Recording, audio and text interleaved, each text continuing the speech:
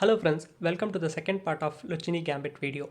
In the previous video, I have discussed what is lucchini gambit and if white declines the gambit, then how can we continue the game. So if you haven't watched the video, then you have to check it out and continue this video. So I have provided the link in the description. You can watch the video. So now we are going to look into the move, which is seventh move, castling.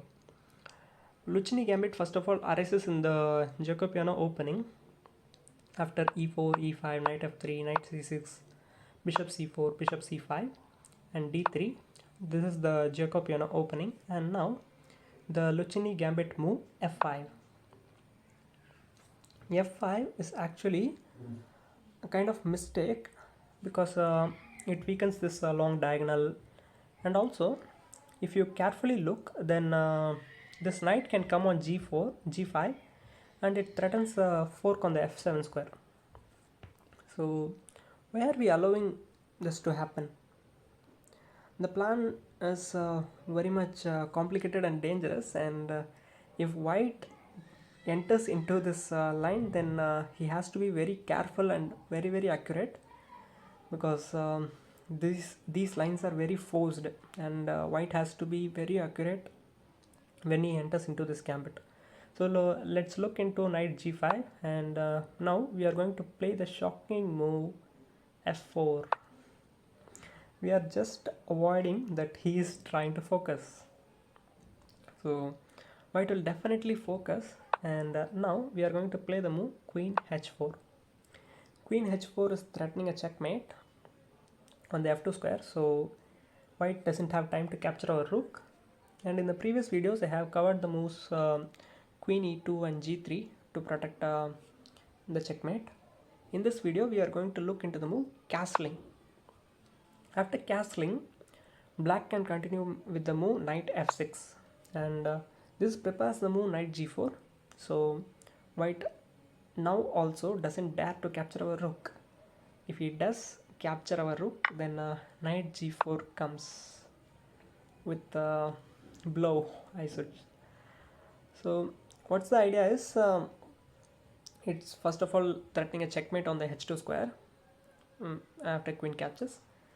So if he tries to save the checkmate, then knight will capture on the f2 pawn, because this bishop was also guarding the f2 square. So now there is an attack on the queen, and he has to give up the rook. He has to give up the rook. Yeah, after giving up the rook, the king can go to h1, and now we can play this move, which is f3. He cannot capture with the queen. If he captures with the queen, then it's a checkmate, and he has to capture with the pawn, otherwise it's a checkmate on g2 square. So he has to capture, and now you can guess the move if you have watched the previous video. The move is d5. Yes, d5 is a powerful move because it's attacking the bishop, and if he captures, then after bishop captures on h3, the mate is unstoppable. So d5 is a powerful move which occurs often in this opening. So you can continue the game like that if rook captures the knight, and if he moves the queen somewhere, then it's checkmate in 3. Knight can capture the h3 pawn with a double discovered check with the knight and the bishop. So king has to move, and wherever the king goes, we can play again a discovered check with our queen this time, and the king has to go to g1, and queen h1 is a checkmate. That's a pretty checkmate, and this checkmate is actually possible in variety of openings, and this pattern is very important because it occurs in many variations. So you can even try to memorize this pattern. Yeah. So now knight g4 is a powerful threat, and white cannot play h3 to stop the knight g4 idea, because after h3 we can play rook f8, trapping this knight. Wow, the knight is trapped, and white has to give up two pieces for the knight for the rook. So the best defense for white here is to play the move knight d2, and when we play knight g4, he can come to f3 and guard this h2 square. Also, after the knight comes to f3, it will protect this e5 square also. So attack the e5 square also. So whenever we play knight rook f8, this knight can go to e5. So that's the idea of knight d2 to f3, and that's the accurate defense here. Other moves fail, and this is move number 8, and from here you can continue the game in two ways. Both of them are good, and I'll suggest you both because if you want a complicated game, then you can choose this move, which is b5, and it leads to slightly complicated play, and black will be slightly better in the end of the variation. And the other move is attacking move, which is knight g4. You can still play this move, and there is a problem with this variation. I will tell you in the last after covering this variation. So first let's look into the move b5. b5 is attacking the bishop first, and it cannot capture the pawn because this knight will hang. So white has the only move, which is bishop b3, and now we are going to play the move rook f8, trapping this knight again. So white has a way to actually protect this knight, but he has to be very alert in tactics. Here the best way to save the knight is to play the move knight f3, attacking our queen first, and then he can actually save this knight via e5 square. But we are not going to simply allow that. We can play queen h5, protecting the e5 square, and now even now he can take the e5 pawn with his f3 knight. The main idea is, if he capture the knight now, he can exchange the queens and then capture back. So this is the main idea, and this is the accurate defense white can do. So all the variations are forced, you can see, and so it's very logical, I mean very practical to get these lines in your games if white enters into this gambit.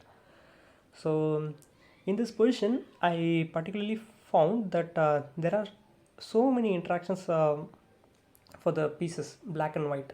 You can see that the queens are eyeing each other, this knight is interacting with this knight, this bishop is protecting this knight, and this rook is attacking, this bishop is active. There are so many interactions and so many tactics possible in these lines, and so you have to be very accurate of what you are playing, and that's where our opening analysis helps. And here the best move for black to gain advantage is to capture the queen on d1, and after rook captures d1. So in here now we are going to play against these three pieces, this knight, and this bishop. So we are going to play against these three pieces. We will start with the move knight d4, attacking this b3 bishop. The threat is we can capture the bishop and then capture on f7. So white has to again play a forced move, which is knight b5. He has to take away the knight from that square, and now again a forcing move, which is d6. d6 forces the knight to go to the only square f3, and this move order is very important. You have to play you have to play d6 first, and then when knight goes to f3, you can now capture this bishop.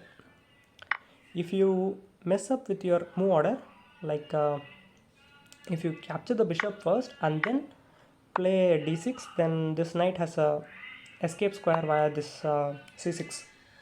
So you have to be very careful in your move orders. First d6 and then bishop, you can capture the bishop on b3, and after captures The point of pushing this knight to f3 is to harass this knight with h6. Now you can play h6, and after the knight goes to only square h3, you can now play g5, trying to fork the two pieces, and it's not easy to stop the fork. And let's say white tries to stop the fork by getting this knight out of the fork, knight e1. The idea is if you play g4 now, then he can capture on f4. So we are going to play the move bishop g4 first, attacking the rook. The rook cannot move actually. If he moves, then this move bishop e3 wins the exchange. If he captures, then we can capture the pawn, and the rook is gone. So again he has to play a move like knight f3, and we can play bishop h5, again threatening to fork, and this time the knight cannot even move. So white has to play an accurate move here, which is rook e1, trying to gain counterplay in the center by playing d4 e5. So instead of pushing the g4 immediately, we can actually castle now, and we can fork the pieces now. If he tries to escape from the fork, then we can now play knight d7, trying to trap this knight with the g4, because this f4 is guarded now. So white has to play king f1, so that this knight has a escape route. And now we can play g4 anyways, and knight goes to g1, knight e5. This position is looking so awesome for black. White is completely cramped, so it's almost a winning position for black. This is the variation which I wanted to say about the move b5. So you can play it. That will lead to slightly complicated games, and you can try it out. The other move which I wanted to suggest is knight g4, and after white plays knight f3, protecting the h2 square, and we can play knight captures f2, threatening a discovered check.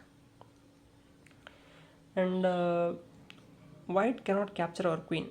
If he captures our queen, then we can capture his queen, and now the king has to move, and now we can give check again. White has to capture this knight now.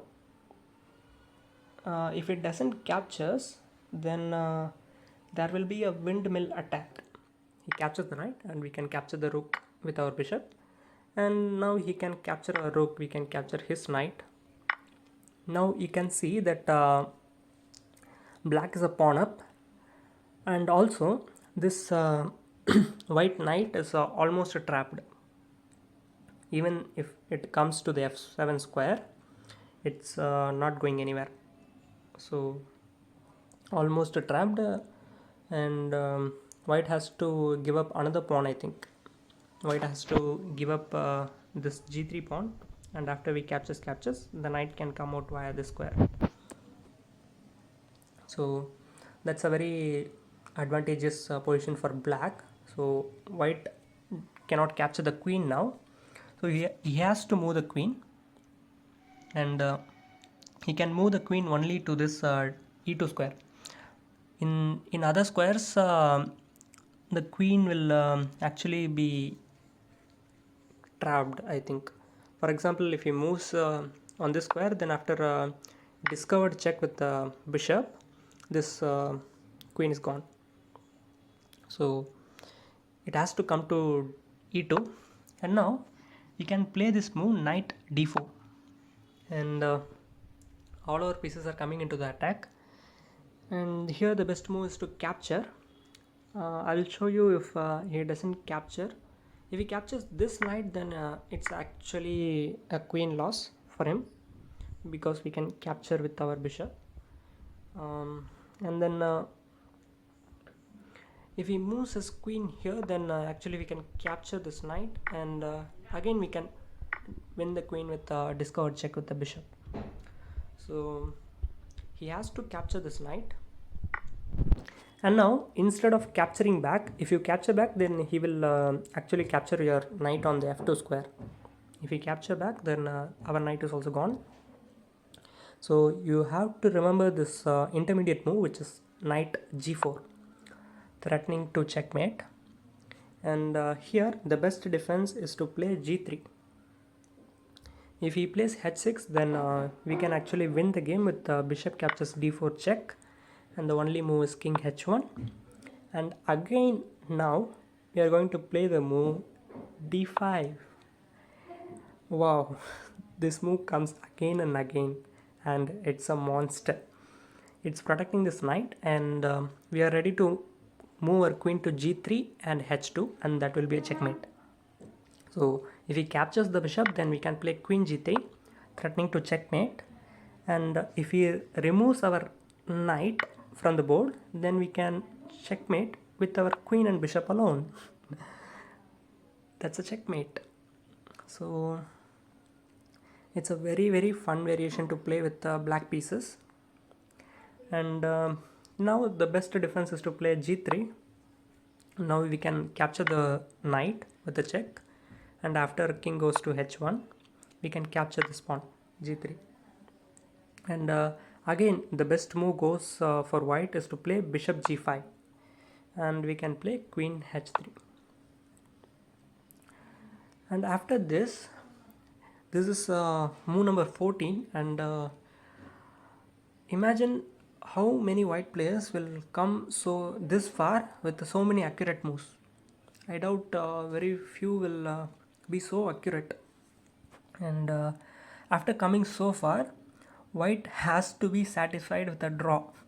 Here white cannot play for win, because I think we will likely exchange the queens, I think. And then